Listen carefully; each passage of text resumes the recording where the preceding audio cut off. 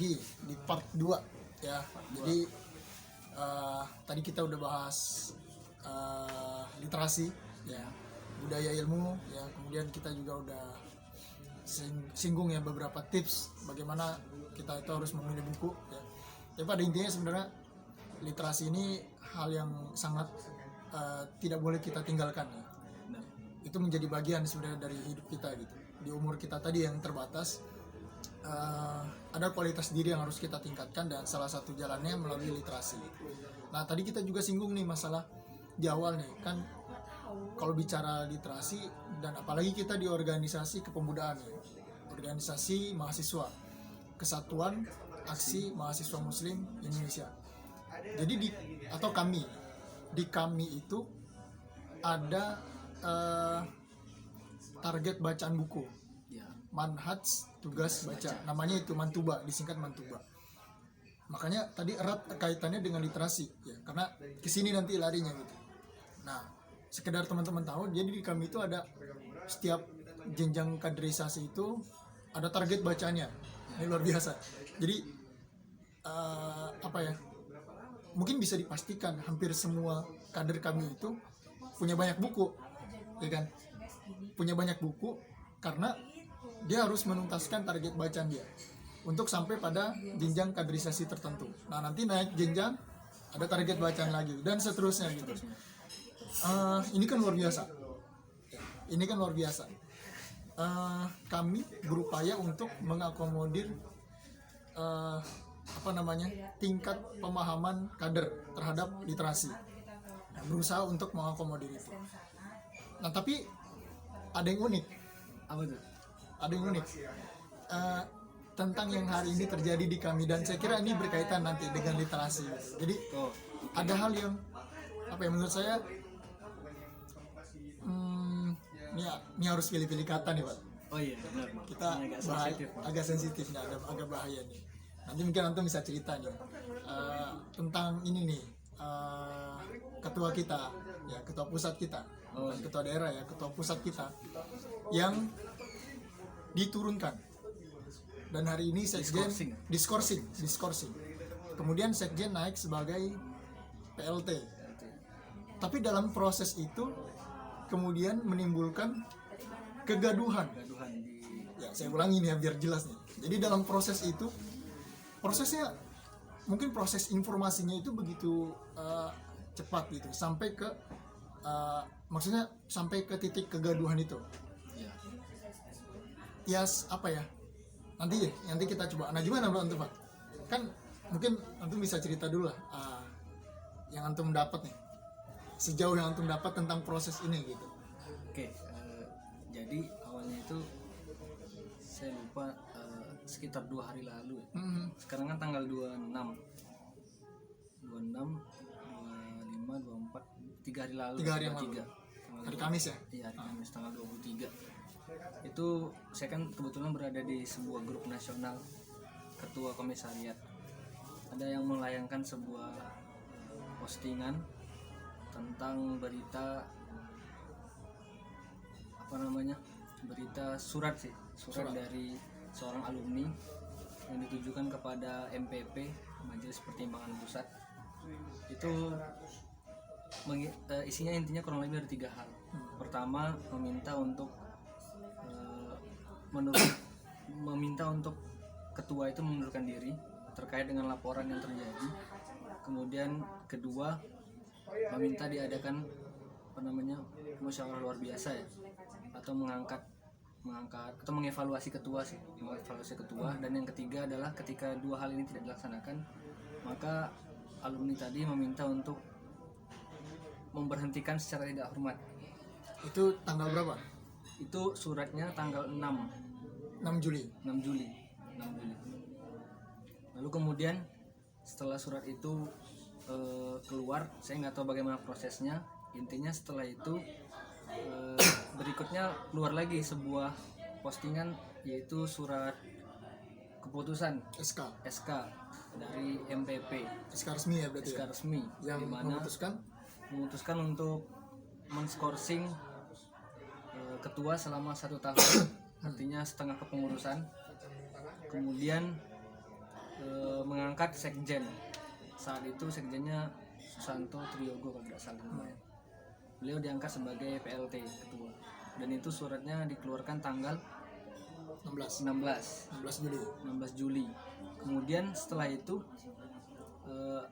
sebelum surat itu turun ke kita, sebenarnya sudah ada berita yang mengawali, ada berita nasional yang mengawali tentang penunjukan sekjen tadi sebagai PLT ketua.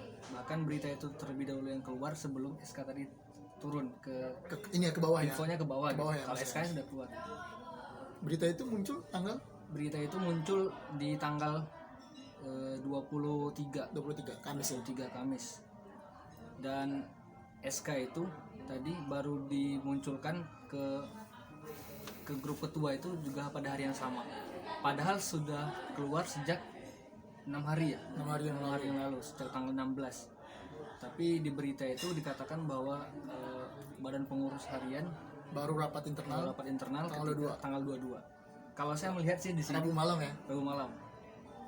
Saya melihat di sini ada sebuah apa ya, kita mungkin bisa bilang ini keeksklusifan, keeksklusivitasan berita.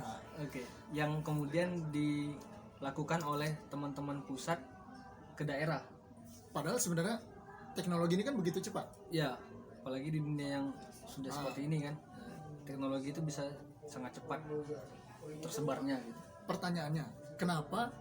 Mungkin kita nggak bisa jawab juga. Iya. Kenapa dari tanggal 16 itu ya, yang semenjak SK itu turun, yang ya paling nggak memutuskan untuk ketua itu diganti ya, atau diskorsing. Ditunjuk pengganti tugasnya. Kenapa baru 6 atau 7 hari ya? 6 hari lah. 6 hari setelah itu BPH PP itu baru rapat internal tanggal 22-nya. Jadi di 6 hari itu, maksudnya gini, itu kan SK ya. SK, dan bagi saya pribadi ketika itu udah apalagi turun dari MPP ya, itu harus cepat kita respon, dan ini menjadi berita yang yang harus kita up untuk teman-teman kader gitu kan. Betul. Nah 6 hari itu BPHPP kemana, ya kan? Apa yang dilakukan gitu? Apa yang dilakukan gitu kan? Dan isi beritanya itu sangat simpel sekali. Ya pada intinya Rabu 22 malam 22 Juli ya, Rabu malam rapat internal dan memutuskan sekjen PLT, sekjen sebagai PLT. memilih ya gitulah. Terus paragraf keduanya ya pokoknya cuma 2 paragraf deh pokoknya, cuma simple itu aja ya kan. Padahal kita berada di kondisi sebenarnya informasi itu begitu cepat, harus di proses gitu. Akibatnya apa kira-kira? Kalau saya melihat sih ya, di grup itu ya banyak terjadi kegaduhan. Soalnya bukan cuma grup, saya juga ada di grup nasional, ada di grup kesekjenan. Kalau saya di grup ketua komisariat ya, jadi ada banyak kegaduhan di sana.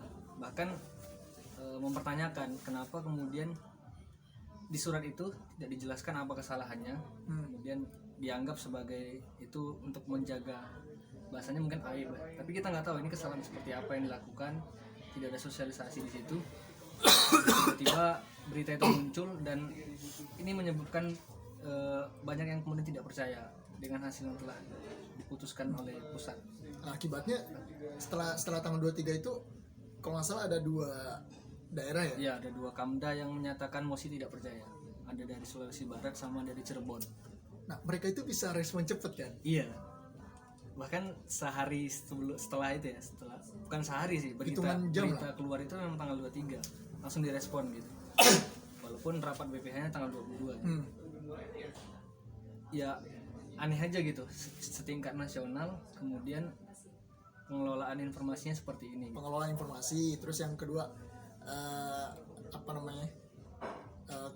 ya jedah itu kan kita bisa bilang di samping pengelolaan informasi kan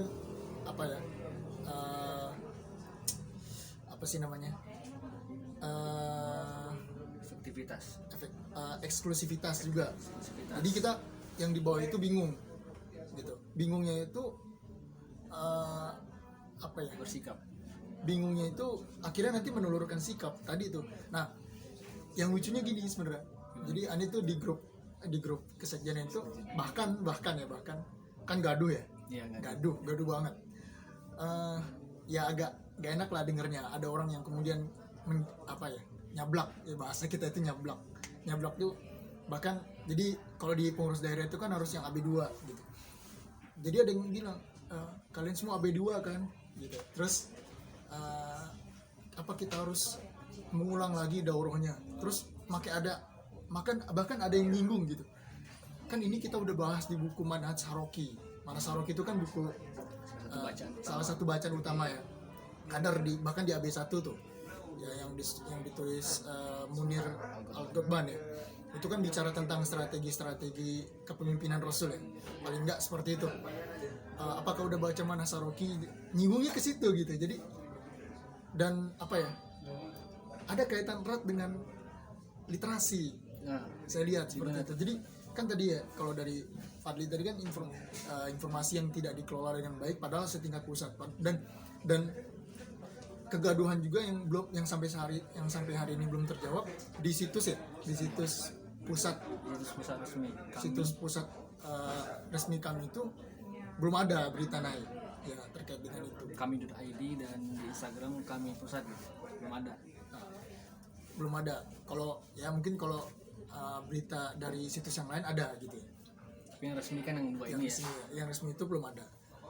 Nah, tadi tuh balik lagi ke sini. Ada kita nyebutnya disbalancing pemahaman. Jadi ada ketidakseimbangan pemahaman yang kemudian dirasakan oleh teman-teman di bawah ya. Setingkat daerah gitu ya.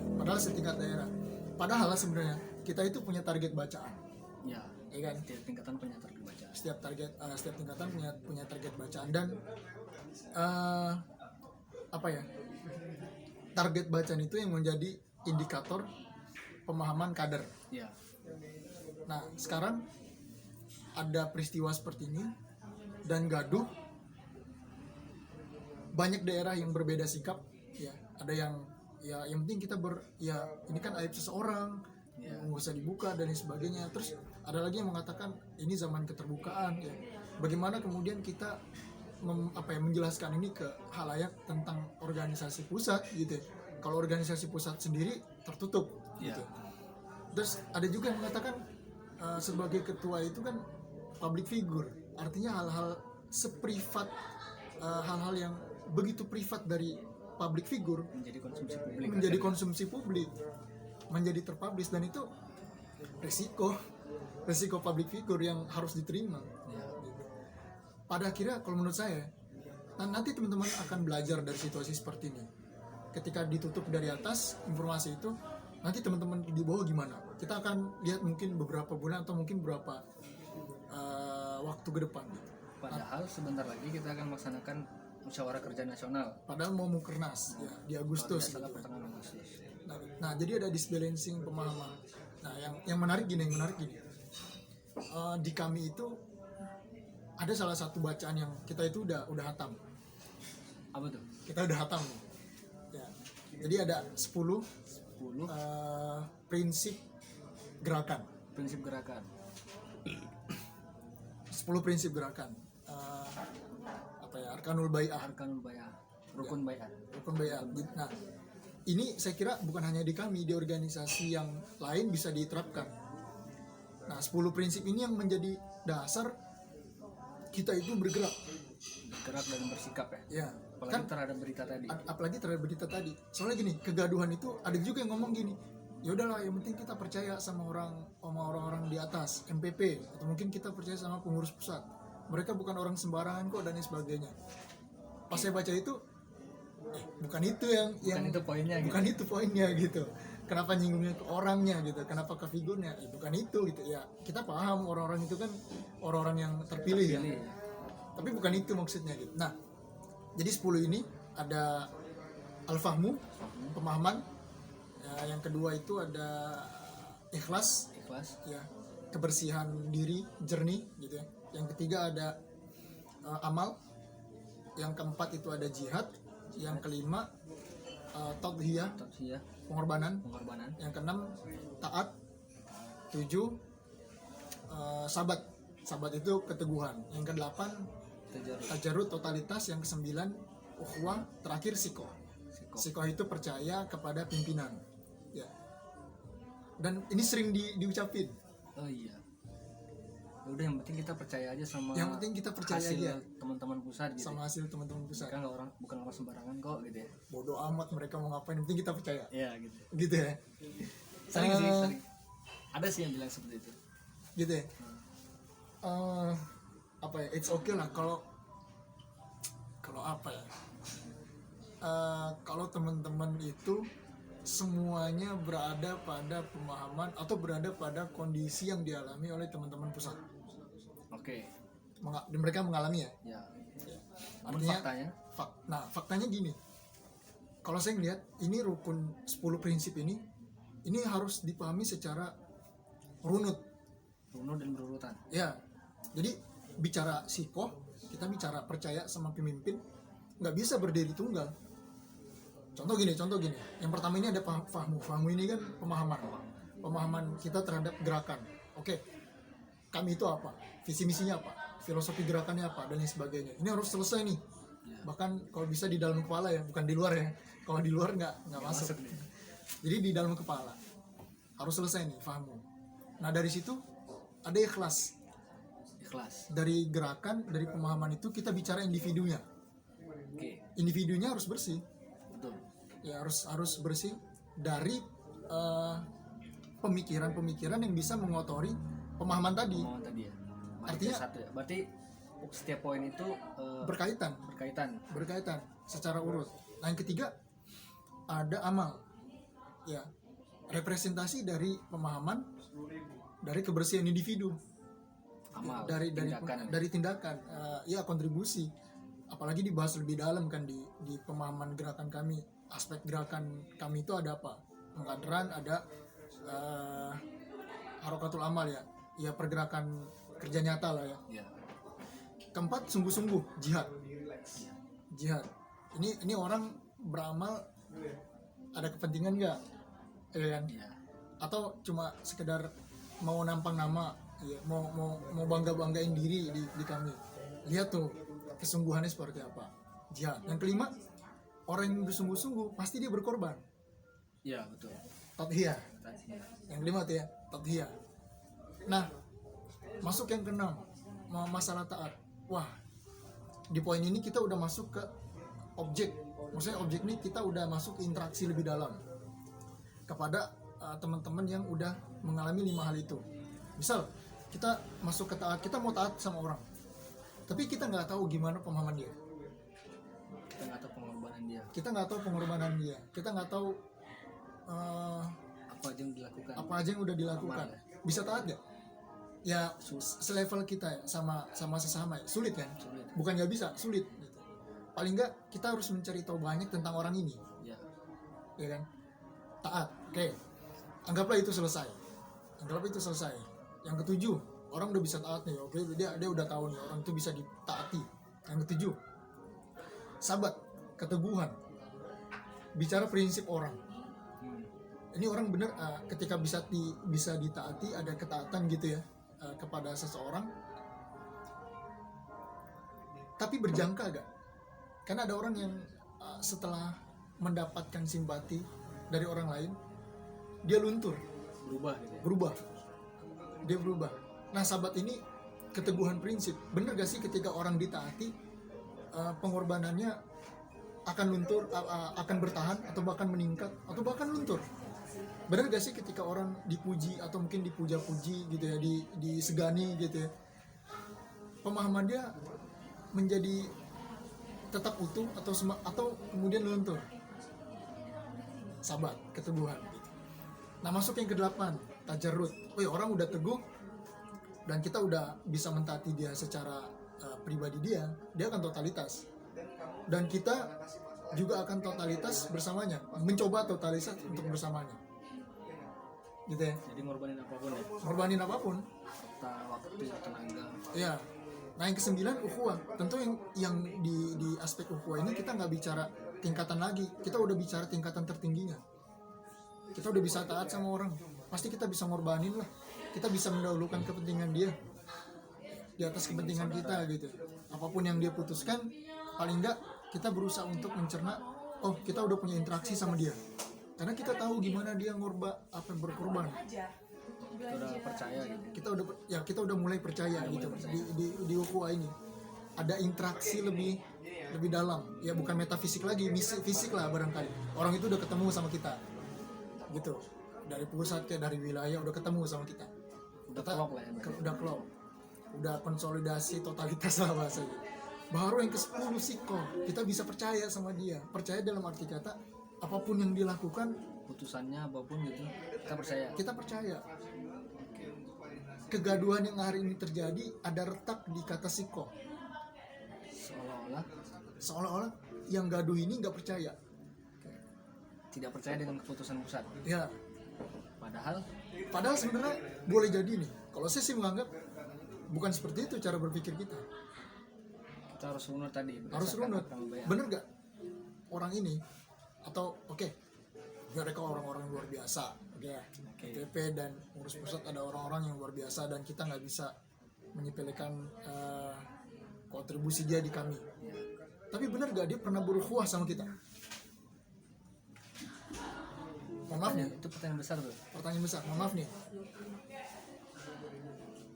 antum pernah gak ketemu sama ketua umum? Belum. Belum.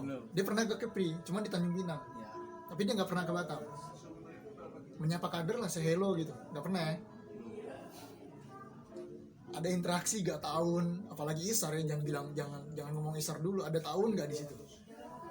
Pernah dia nolong, mau apa ya, kalau secara individu bahasa tahun itu pernah gak ada simpati ketika kemudian teman-teman kader ini kesulitan misalnya.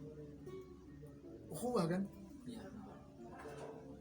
Kita cuma tahu dia itu dari website, kita cuma tahu itu dari berita, terpilih ini dia dari daerah ini gitu ya, terus ditulis lah keamanan dia itu apa aja di kami.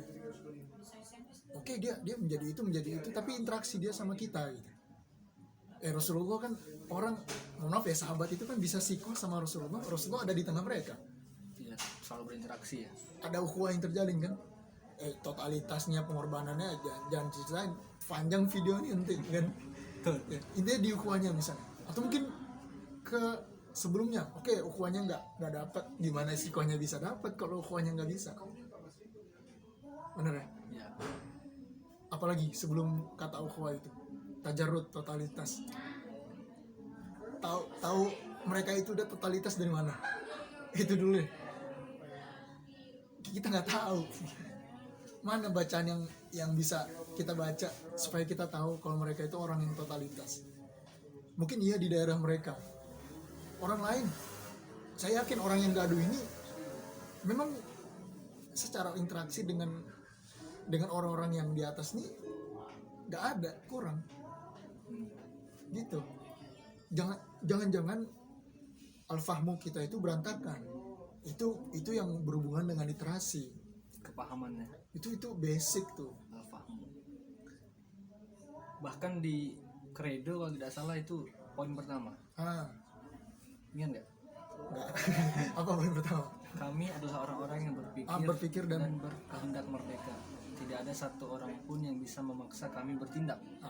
Kami bertindak atas dasar pemahaman, bukan taklid, serta atas dasar keikhlasan, bukan mencari kedudukan atau pujian atau kedudukan. Disebutin kan di situ ada fahmu, ada keikhlasan kan. Ya, bahkan di poin pertama gitu.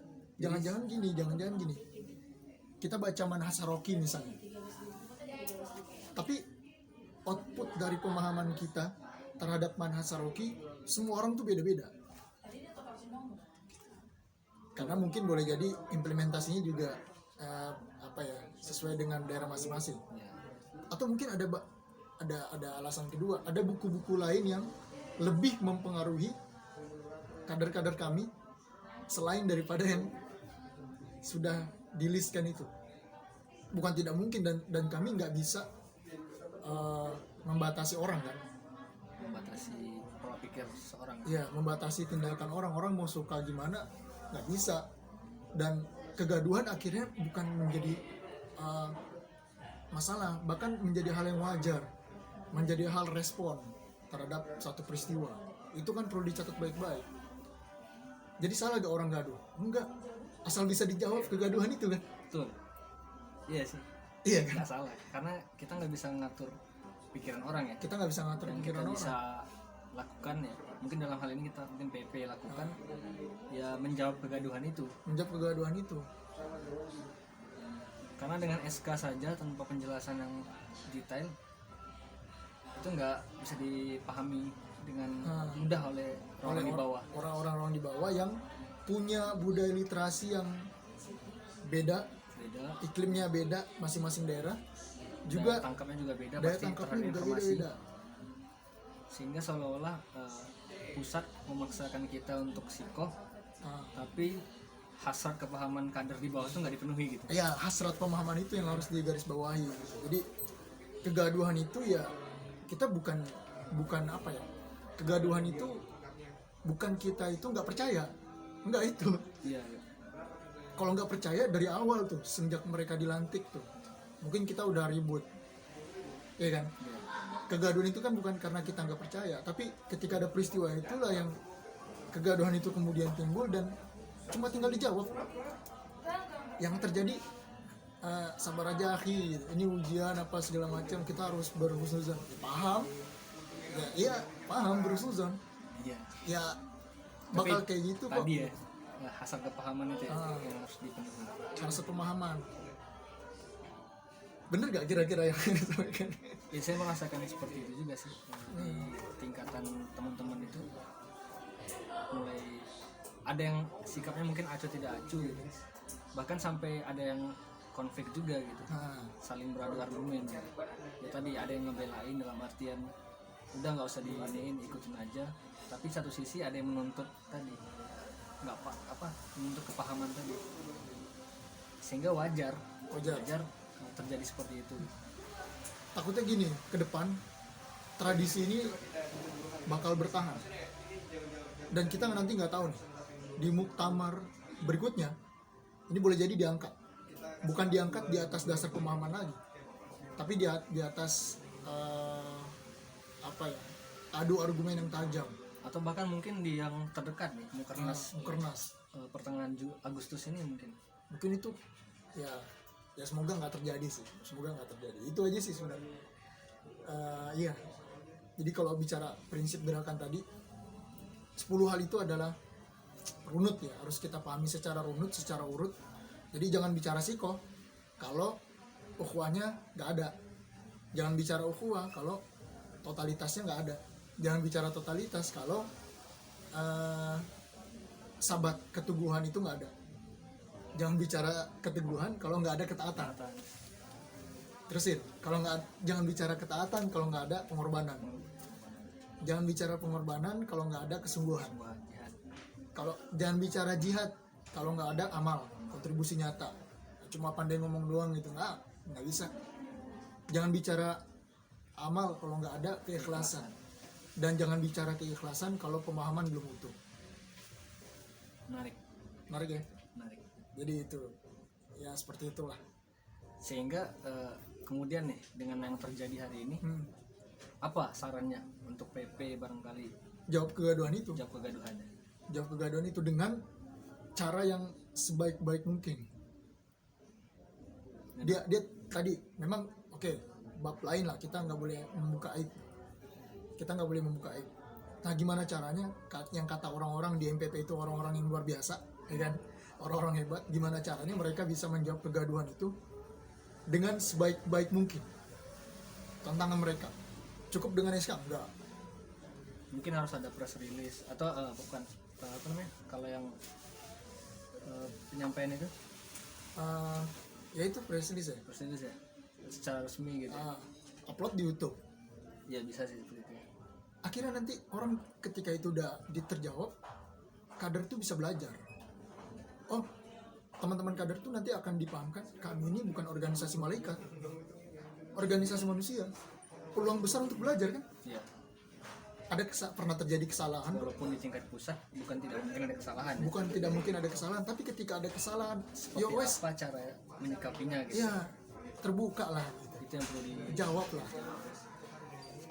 Toh nanti itu bakal ditiru kok sama orang-orang wilayah, sama orang-orang daerah ngelola organisasi. Apakah mereka merasa memiliki pusat sebegitunya gitu? Saya juga mohon maaf ya belum tahu juga kapasitas mereka gitu. Karena tadi nggak ada interaksi ya, psikonya perlu dibangun dari awal gitu. Ya, mohon maaf nanti misal di tengah jalan psikonya runtuh, ya juga menurut saya juga hal yang wajar, karena ukhuwahnya, tajarutnya, sabatnya, toanya juga harus dibangun begitu. Kalau sejauh ini belum teruji ya. Ya baru berapa bulan coba udah ada PLT kemarin 6 lagi bulan sih dari pelantikan. Nah. Februari ya. Jadi, Februari, Maret, April, Mei, Juni, Juli. 5 bulan bahkan. 5 bulan untuk ngebangun psiko, nggak itu waktu yang sangat singkat, nggak bisa. Padahal euforianya dulu besar kan ketika Euforianya besar. muktamar dulu 2019 Desember. Setiap daerah itu datang mengirimkan utusan ke Malang untuk menghasilkan sebuah kepemimpinan nasional yang bisa dibilang kokoh lah. Tapi ternyata di pertengahan jalan Kami kesatuan lah macam-macam dan sebagainya, itu kan tau lah, itu omongan mereka lah. Omongan mereka lah, cuman itu tadi sih gitu oke menarik ya. Jadi ya mudah-mudahan ini didengar sekali lagi ya, mudah-mudahan ini didengar oleh teman-teman pusat dan teman-teman yang ada di daerah manapun, terutama oleh MPP. Saya nggak menganggap bahwa saya layak atau saya lebih baik gitu ya. Apapun yang saya bicarakan ini ya silakan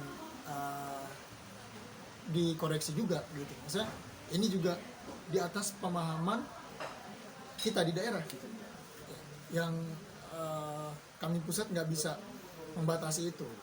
betul. Itu aja ya, saya mau tahu lah nanti. Sekelumit tentang kami. Boleh ya, saya berharap ada yang ngajak diskusi kita lah Siap. dari pusat atau MPP, kita tunggu teman-teman.